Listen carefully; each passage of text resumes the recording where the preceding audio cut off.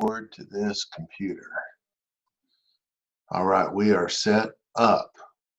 What I have, Pat, is everybody, I record it. Usually there's one or two popping in, students popping in, and then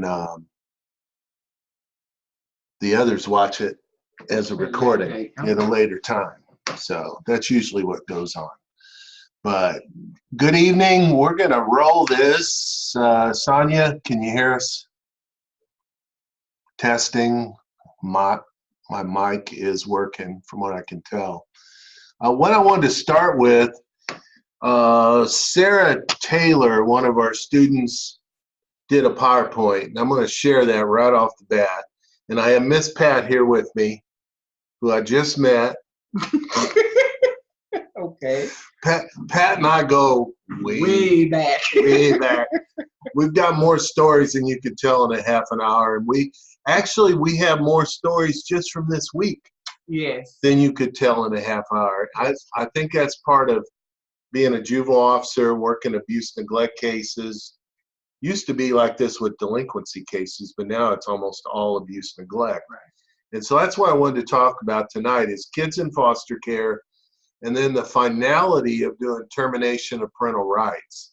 And let me share something here right off the bat. Pat hasn't seen this yet. This is, like I said, one of the students put this together as a presentation, and I want to share it with everybody. Looks like we're sharing. Yeah, okay. This student's family took in a foster care kid. Okay. And so here's what she writes. Your eyes better than mine. You can see that okay? Yeah. I thought the picture is really great. This kind of describes where we start. We have kids, that's a 2-year-old child. As of right now, we probably have close to 400 kids in our circuit in foster care, and a lot of them around 2. Right. Yeah, newborn to 2, that kind of thing. So we've got a lot of young ones, but this is one of our students in class right now who, family took in this child. She says in here that somewhere, where's it at? Right here. We knew her mother and she was actually family, 2 families. So we're eager to help as soon as we could. This is something we see a lot. They call it kinship care. Right. We see a lot of cases where children come into care and then real quickly they're placed with family members, or right at the time they're removed, they're placed with family members. So we see this a lot. And it's always rocky at first. There's always structure to be put on this, who can visit, when they can visit.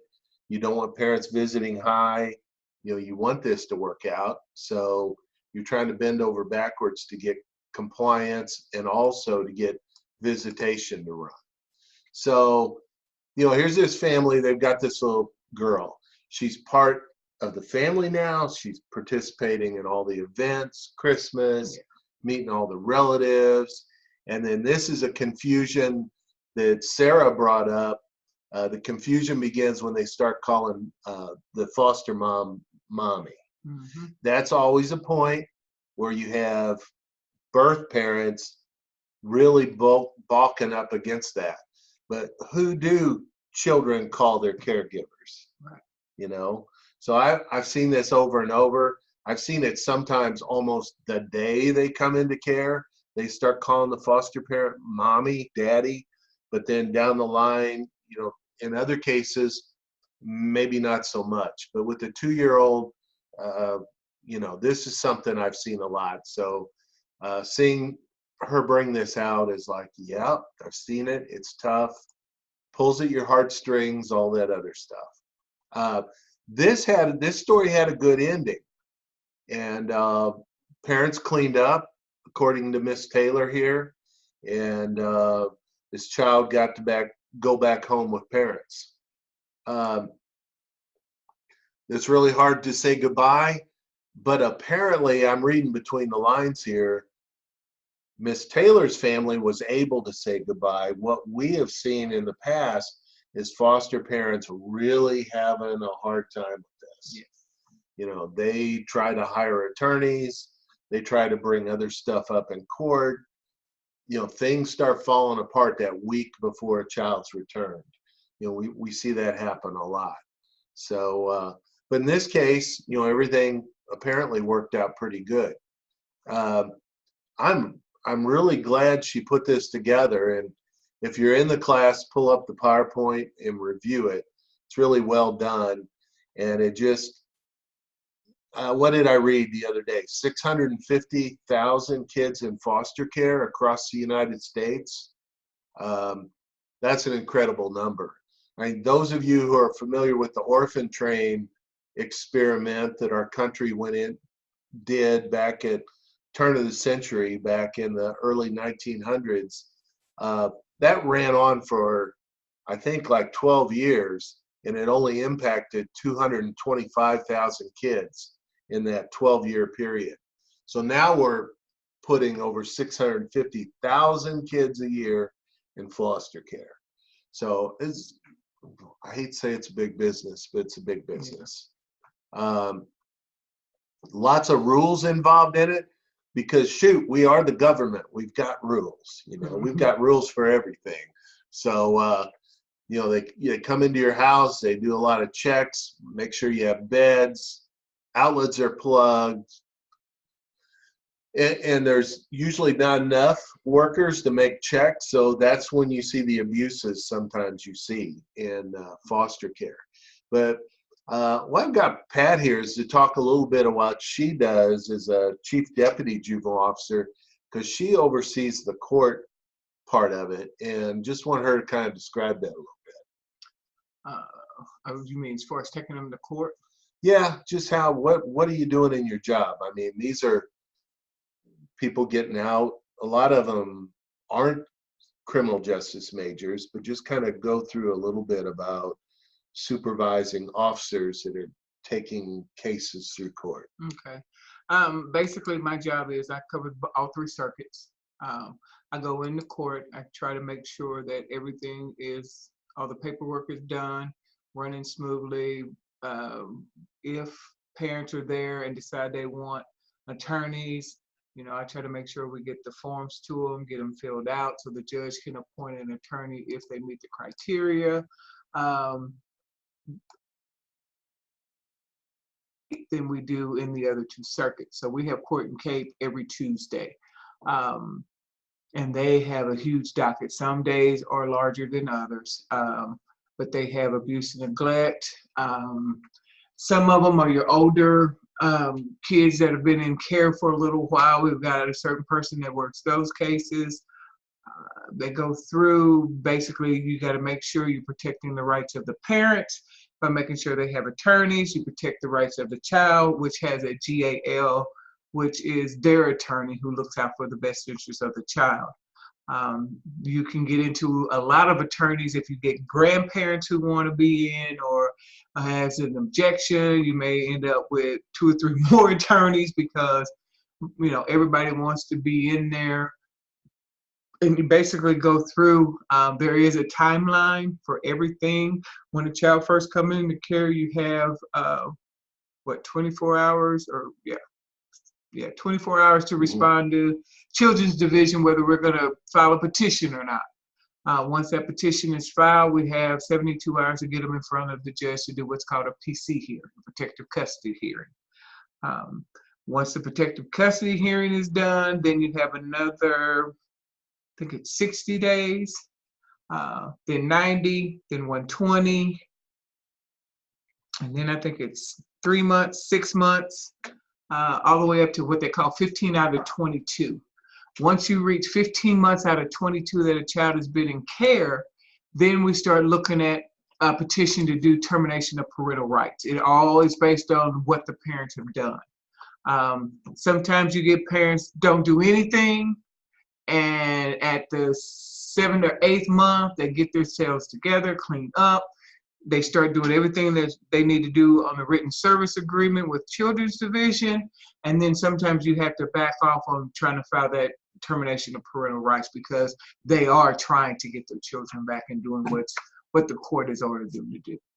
I pulled up a sheet our attorney put together a few years ago, procedure checklist, and you can kind of look at this and see just how technical and how many steps there are.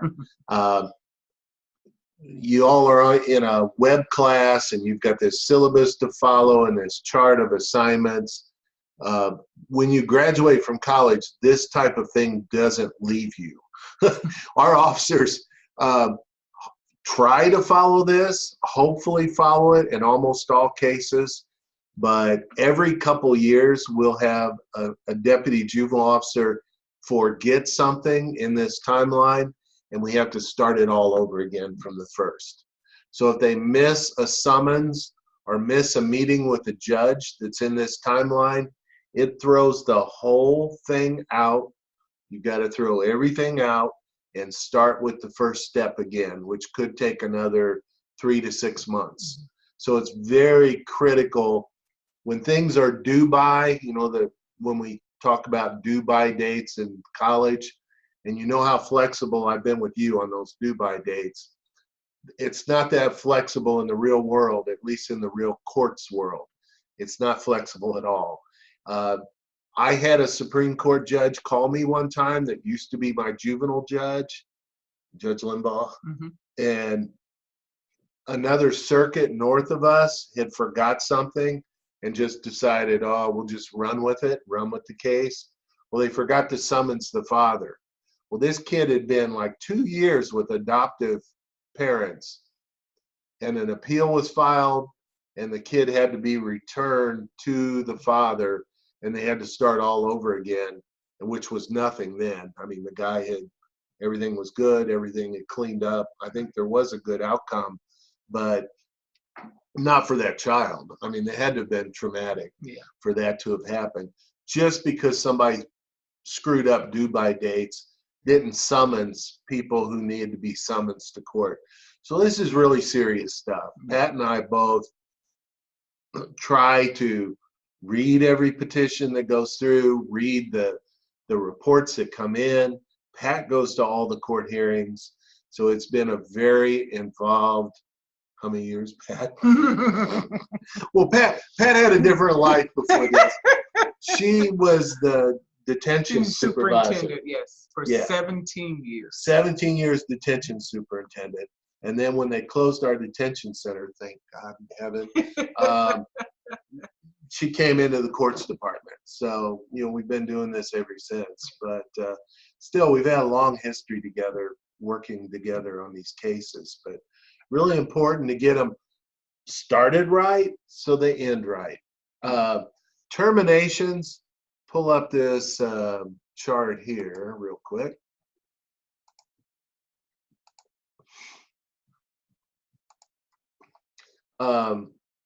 And this only goes back to 2010, which probably seems like a long time to you, but when I started in 1984, it don't seem like nothing to me. But this feature, this thing here with the bar graph between 100 and 150, you see how it stayed like that for quite a few years and then started ramping up. This is the number of kids in foster care. And this number between 100 and 150 was the way it was here all the way back in the 80s. And I think it pretty well parallels other circuits around the country. This is about the number of kids that would have gone into foster care just about anywhere. We weren't out of the norm with how many kids we had that were in and out of foster care. But look at what happened here in 2015. And this is common across the United States. This is why there's over almost 700,000 kids in foster care across the country. This is due to meth and opiates. This is due to parents' drug use. What's happened this week? We've had parents that are testing positive for drugs, therefore their children test positive for drugs. It's very rare that we get just an abuse case where kids are being abused. Usually the parents just are so totally out there that they're not making sense to anybody. No. The lady at the homeless lady this week, that the homeless shelter said their comment about her was she has a demon. So it was two different demons this week we heard about. But what it turns out is she's just psychotic from all the meth use. Yeah. So she's dragging kids or a kid along with her, and the kid just wants a place to sleep, regular food, in his own bed. In their own bed. Own That's bed. what they That's said in he the said. report. I want my own bed. Workers ask them, what do you want? They go, I want food to eat and I want my own bed.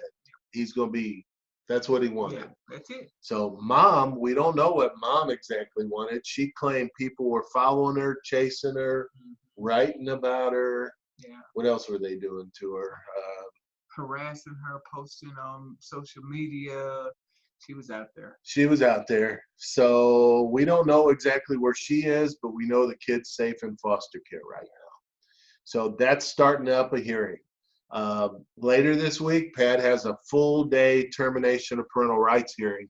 But what I wanted to show you on this chart, we might have over 400 kids in care, but handle maybe 25 termination cases a year. About that, yeah. About 25. 25. Okay. So out of 400, 25 termination of parental rights cases a year. This is permanent. When you have these cases and when they're done, a lot of times the children don't go with relatives. They go with foster parents or adoptive placements around the state. We're talking forever here. Yes. So occasionally kids can find their birth parents, might reunite as they get older, but a lot of times, you know, the birth parents have died, moved on, changed states. There's no way to find them. Most states have a rule that if after you're an adult, you go to the courthouse where this action happened and you fill out paperwork that I would like information about my birth parent, if the birth parents fill out the same kind of paperwork, then they can share that stuff. That's the way it is in Missouri. I'm sure it's like that in most states. But that's a rare thing to have happen. I'd have to have a circuit clerk tell us how many times a year that's happened. We don't hear about it too often. But we just want you to know that this TPR, termination of parental rights, it's not discussed in your book at all. But it is like, well, the U.S. Supreme Court says it's like capital punishment. And I agree with them. Those hearings are not taken lightly when they have to happen. We're going to have that full day hearing in Perryville, but many times those things are set up for full days and they're over real quick because nobody shows up. You know, the kid's basically been abandoned and nobody shows up for court. But that doesn't matter as far as a court is concerned, because you still have to, you know, summons them up a notice saying this is when court is. You have, you know, if they're in jail, you have to make sure you provide that paperwork to, if they're incarcerated parent, they have a right to have that. If they're in another state and you know that address or a phone number, you still have to service them up. So once you serve them, they still have 30 days before you can move forward with that TPR.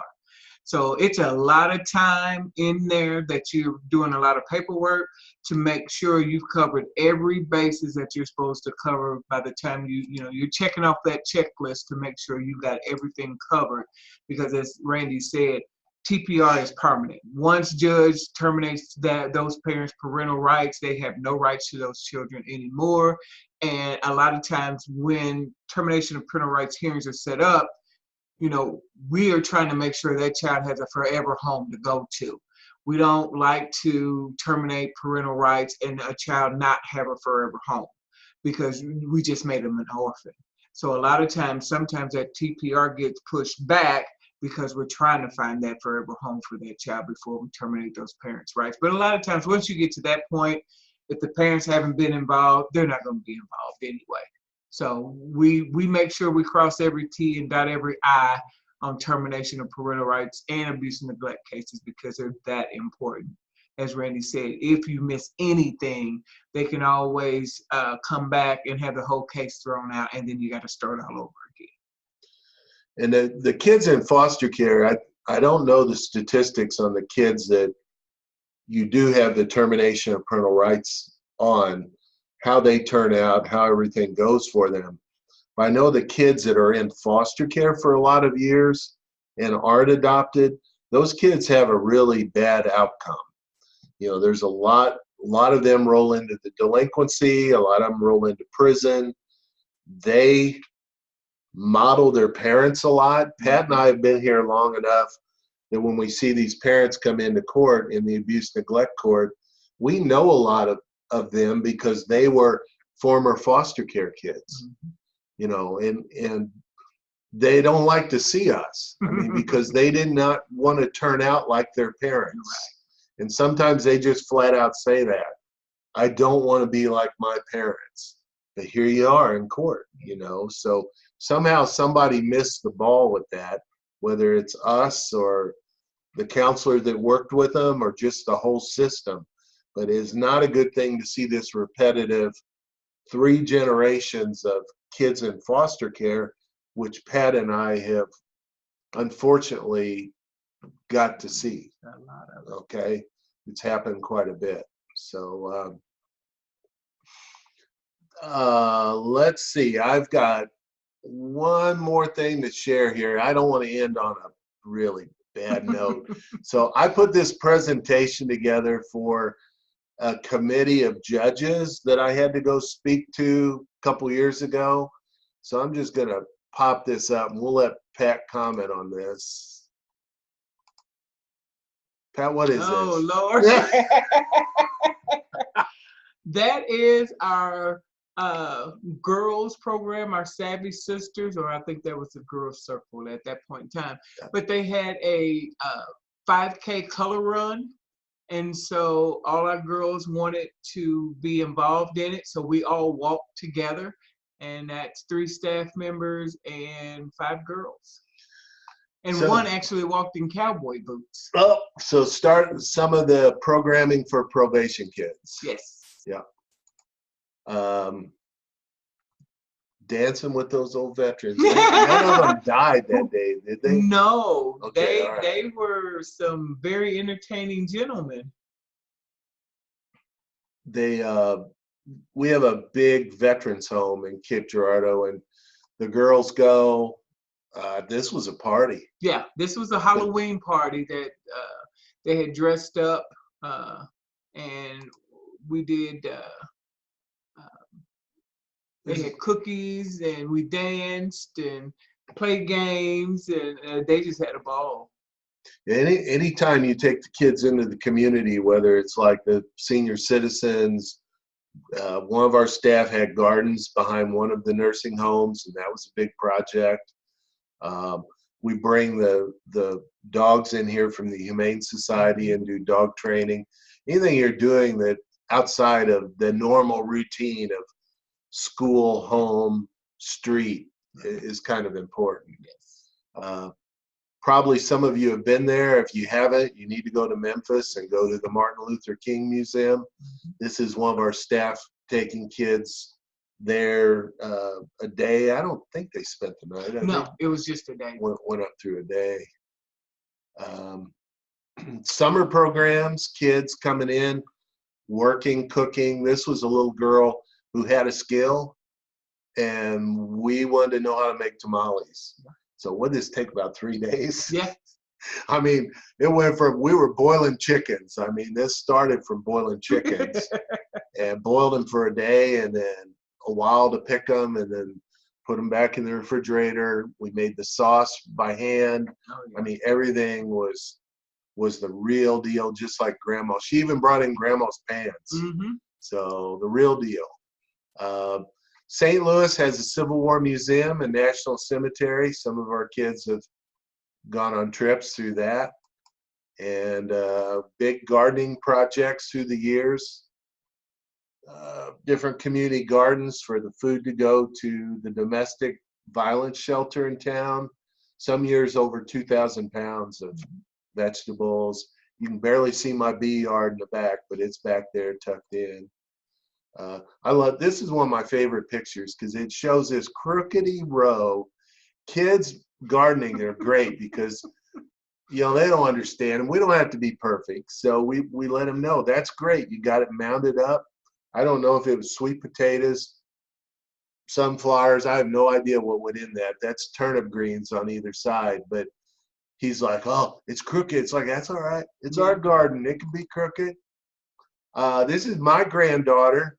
This was one of, like I said, this was a presentation for the judges, and they had closed our detention center, but we still had the building. They just took all of our staff away. So we were trying to do whatever little programs around there. We had a garden. We still had offices. And so at the time, I was really interested in mushrooms.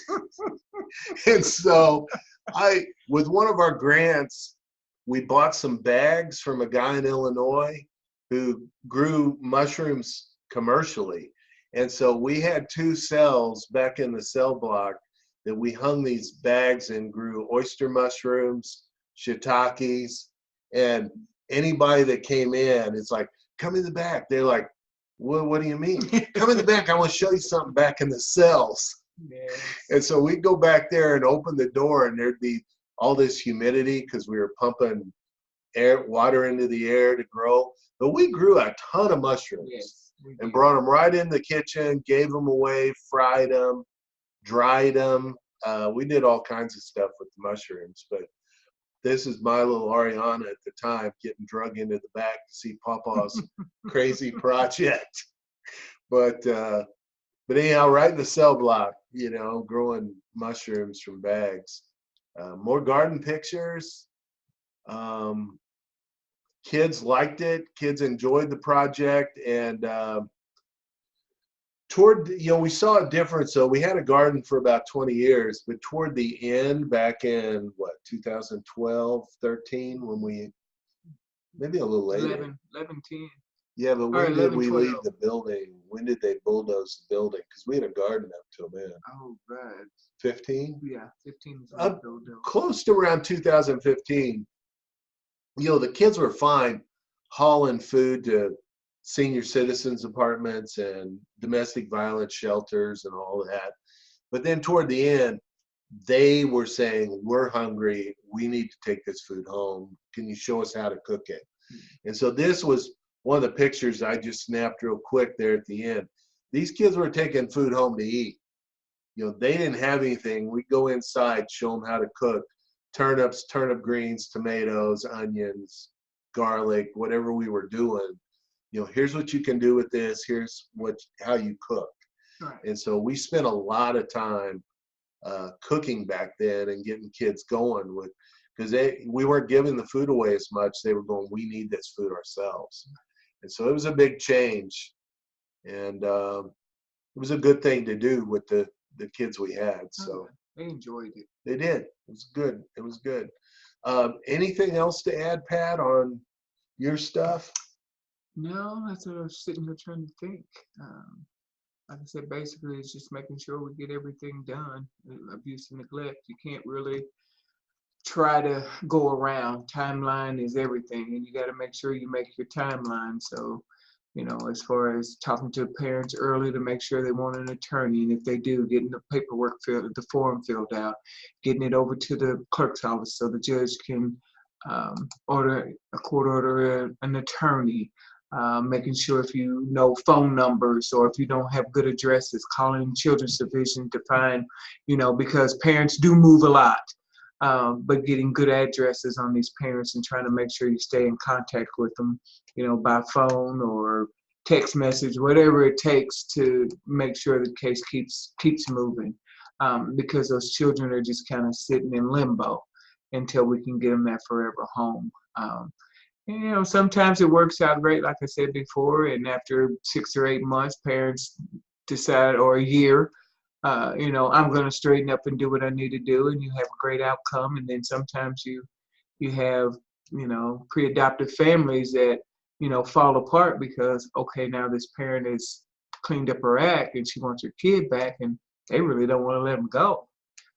So human nature. Yes. You know, we tell people it's a courageous act being a foster parent. Yeah. You know, a lot of us get called in and meet with people considering being foster parents.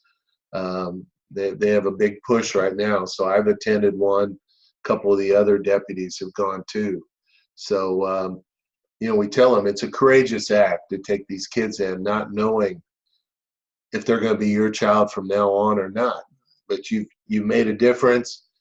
You made a difference in their lives. They can always go back to those good memories. But it's human nature to want to hang on and give them that type of home forever. But parental rights are sacred. They're sacred to the Constitution, to the government, to the Supreme Court. They always have been, as far as I can tell. So we try not to get in the way with that, but that's been kind of our work for a lot of years. You guys are all there's a few older ones in here that have had careers that are, branching out to other things, and some of them are in careers trying to get their college degree finally done. But there's a lot of new blood in these classes too, of 100 students this semester. Okay. But let me tell you that eventually you end up like Pat and I, who have probably at 12 months to go, and we'll be able to retire from a job, which is just almost as hard as starting a career, is what I'm finding out. Hard to start one, hard to end one.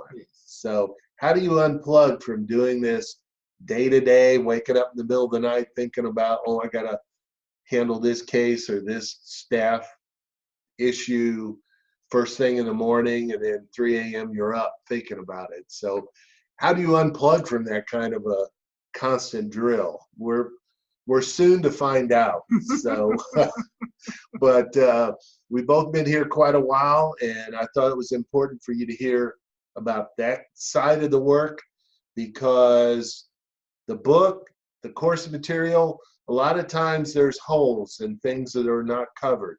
So I thought the termination of parental rights is a really important piece. So anything else there? Nope. Are we good? We're good. All right, we're good. Go to the assignment, post a couple sentences on what you've learned.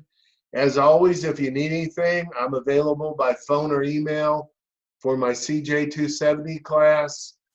I know we have Thanksgiving coming up, but you need a first draft done. We need to get this done on either the book review or the grant proposal. So send me drafts. I have no days off. So there's no fall break for me or Thanksgiving holiday. I'll be working probably here, other than Thanksgiving, for 4 to 6 hours. I'm in my parents' house. That's it for me. I'll be working the rest of the time.